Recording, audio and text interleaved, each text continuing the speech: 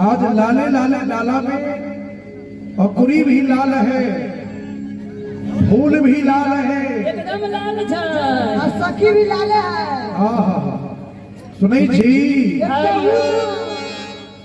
लाली मेरे लाल की जित देखा तित लाल लाली देखन मैं गई ए बड़ी हो गई लाली देखन मैं गई मैं भी हो गई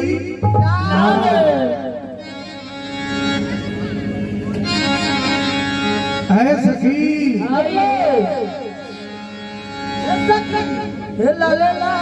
से कमला पूजन आयल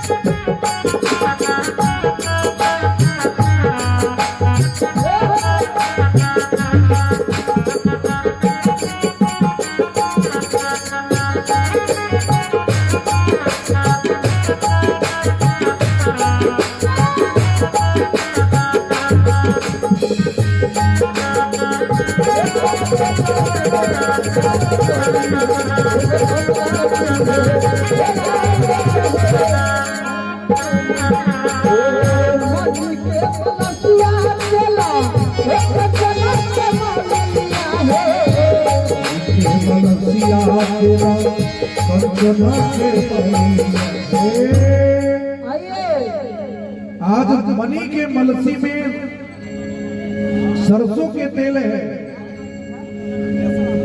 सभी तेल एक जगह है। कहा कि हमको रख लीजिए, आज भगवती जानकी का कुमरम है, हमें रख लीजिए। सभी तेल से पूछा गया कि आप में क्या गुण है जो आपको इसमें रख लिया जाए।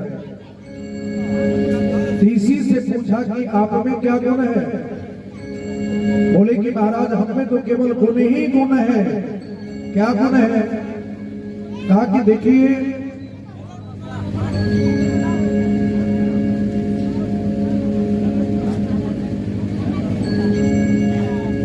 आयांश बाबू के तरफ से सरसों के तेल के लिए देखिए सखी लोग सबके भी 100 रुपया प्रदान किए हैं और तमाम कलाकार को प्रदान किए हैं 100 रुपये। जरा जोरदार